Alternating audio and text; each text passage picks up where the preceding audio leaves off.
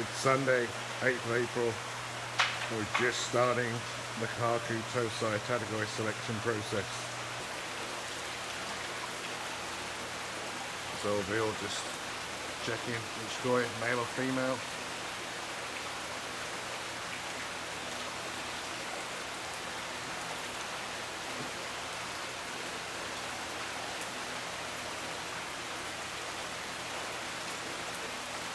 Really like.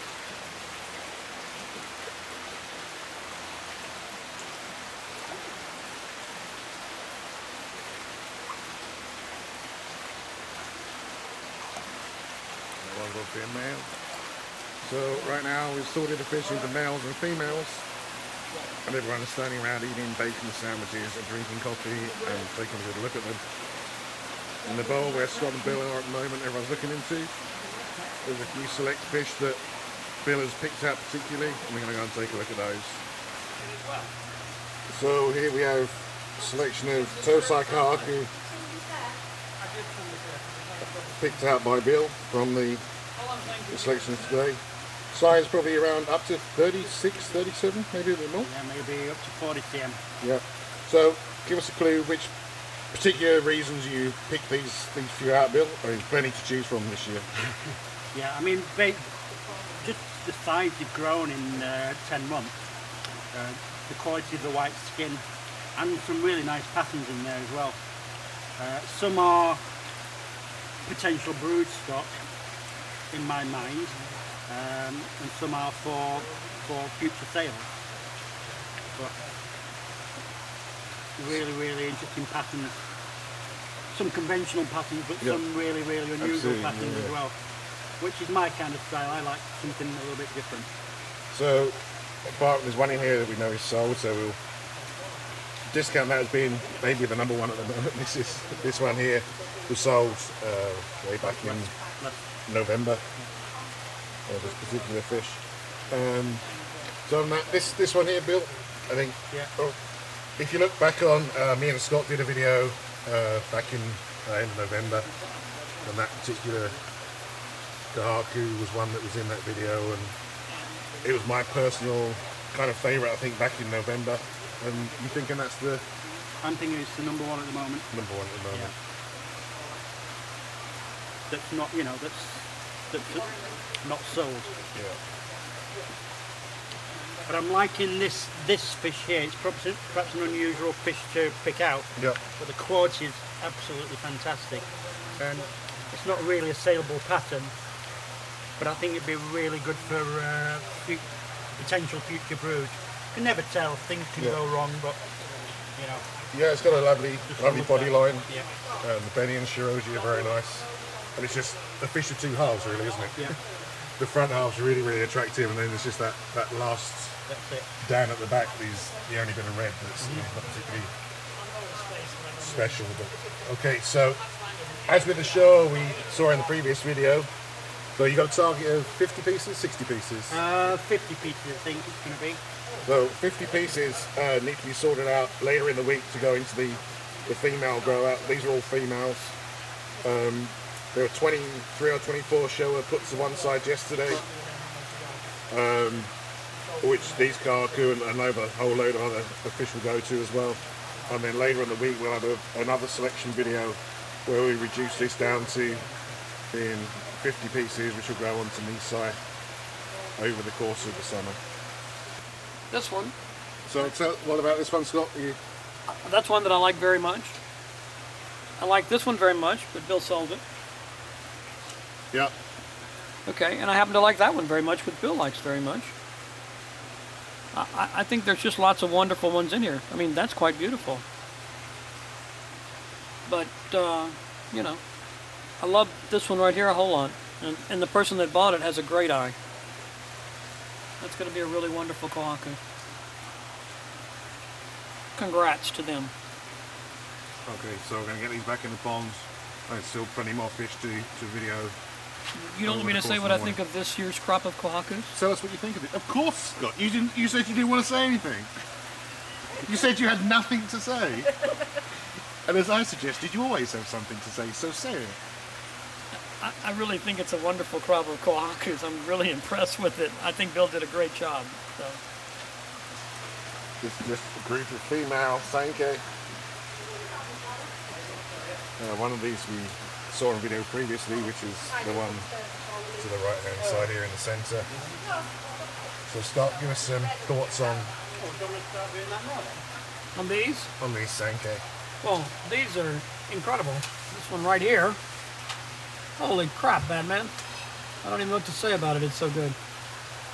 But that's just gorgeous. That's beautiful. We've already talked about that. That's it again. There's just so many pretty ones. The only one that I would get rid of is this one right here that Mark wanted to put in. Which I don't understand Mark and his sumi obsession, but he's got it. He's kind of wonderful about it. We'll see how that one does. But my advice to the customers is lay off that one if they want a great Sankei. Well, lay off that one because it's going to be so expensive when it's so beautiful. Is that what you mean? Yeah, when it gets bigger, like 90 centimeters, yeah, and that sumi starts to work and everything, yeah, it'll, you know. But yeah, they're all kind of spectacular. I'm humbled, and you know. So not bad for a really bad year for Sankei. It was a terrible year for Sankei. It was a nightmare year for Sankei. We bred a female we've never bred before, and she is just sublime. I don't even know what to say about her. I mean, she may be the best Sankei female we've ever had, and we've had some great ones here. And these may be the most sublime Sankeis I've ever seen. They just are really going to be dynamite. How do you feel about this one, Sky? This is really attractive. I think it's really beautiful. I think it's just young, is all. Young. Very young, immature.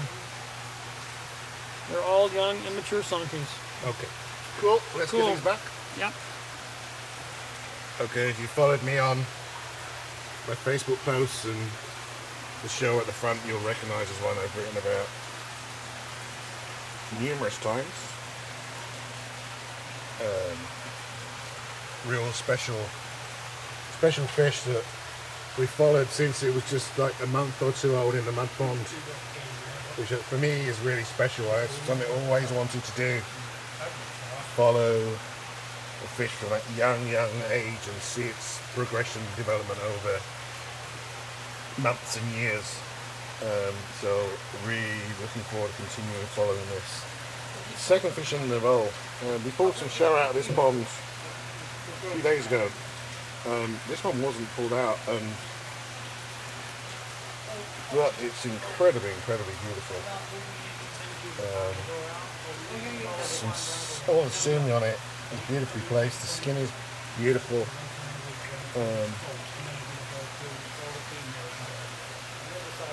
And probably these two both fall into my top 3 tategoi shower for this year, I think. But no doubt they'll both go into the grow out ponds.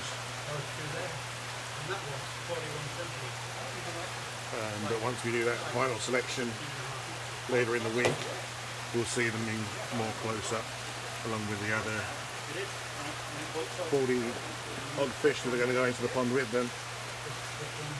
So certainly this is the sort of thing that, as a wannabe shower breeder, that kind of really excites me. So some great stuff, and really excited to see both of these fish grow over the course of the next 6 months in the outdoor pond. Just a very quick shot of these. The rest of the female Kohaku, before they go back into the pond. They've been out quite a while now. So again, as I've said a couple of times, final selection of these will be done later in the week, probably this time next week, once the female grow out pond is ready. So some of these will go out and some will be offered for sale at that time. As well as the Go Sankei, we do, as Purdin does, goshki, some Ginrin goshki. And these are a few examples of the females that are likely to be growing out this year from the goshki selection. Very wide range of styles come from the one female. And it's used with Ginrin male and regular goshki male.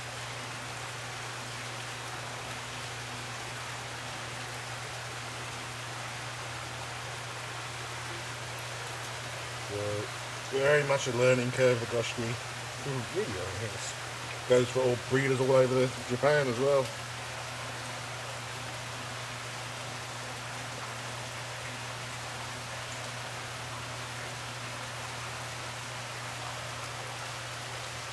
But a few nice examples from last year's spawning, that's for sure. So in this bowl now we have something around 18 male Kohaku which have come from Rikidozan, Danichi Rikidozan bloodline, and Momotaro, originally Momotaro grandmother bloodline.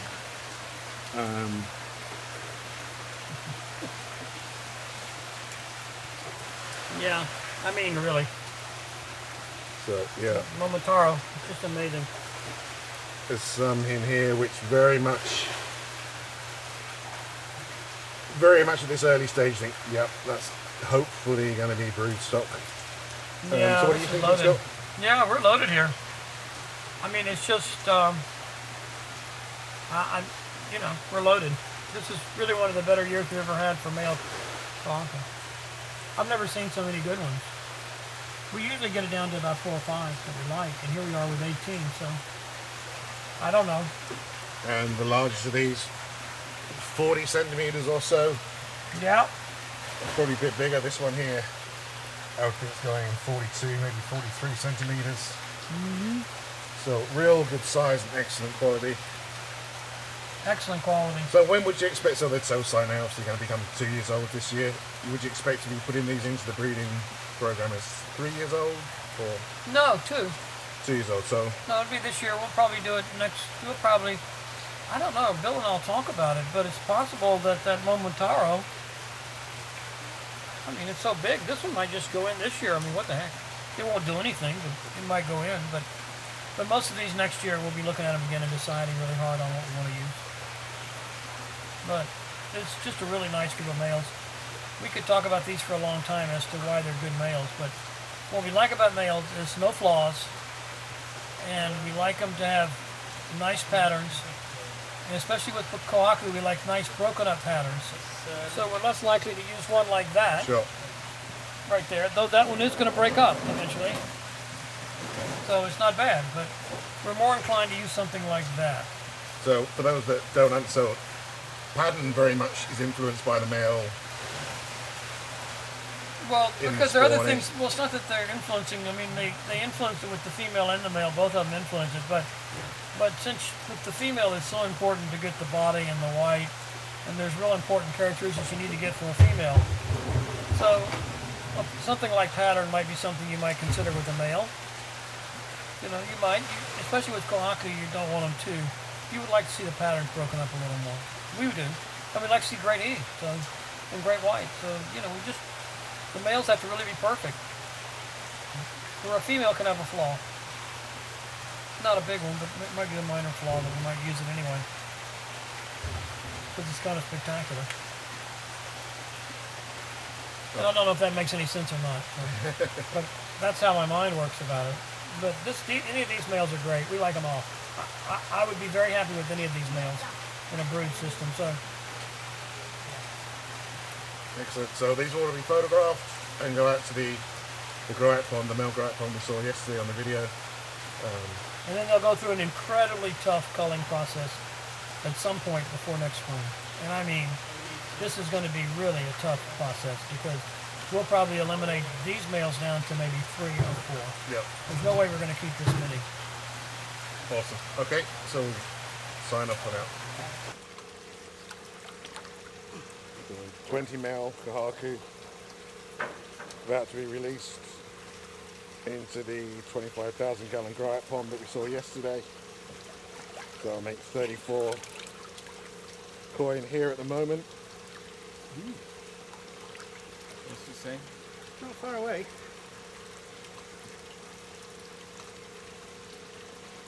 Just mixing some of the pond water in with a bowl just to equalise temperatures a little bit.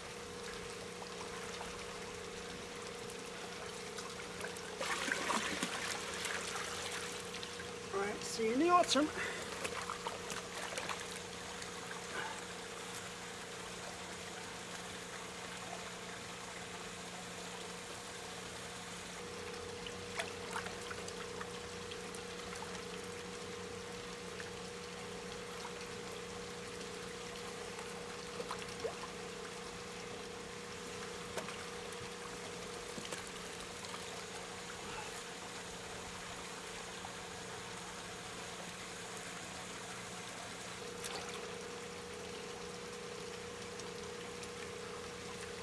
You're going to stay in there till fall?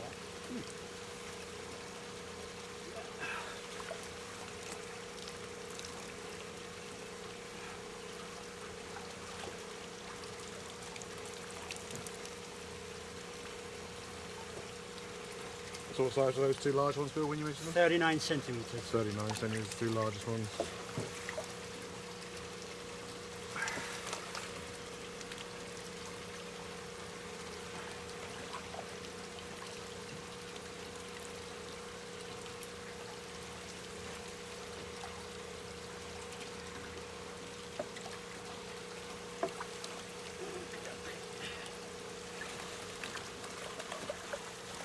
There we go, the final three. Now it's back to select some male Sankei and Showa.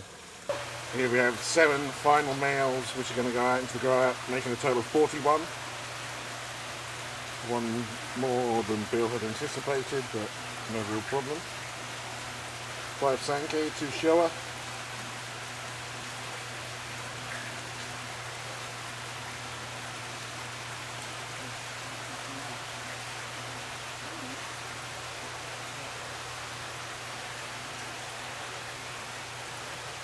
This Sankei here, really beautiful, I think.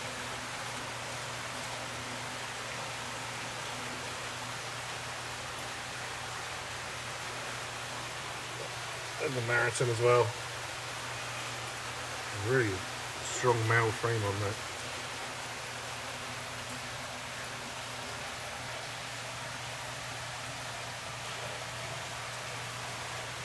So we get these photographed and released out to the pond. And that's it for today. That's the male tategoi selection, male grow-out selection complete for this year, the Nisai. As I've said several times, just leaves us with the females to go through later in the week. How many females do you think we've got in there so far? I think there's probably something like maybe 70 or so have got into the females that are potential candidates, but we'll see all of those later in the week or end of next week probably, as say, when those fish are selected down to the final 50 which will be grown out. So as you can work out, it makes 90 or so tategoi that will be grown onto Nisai here at Purdin Koi Farm in 2018.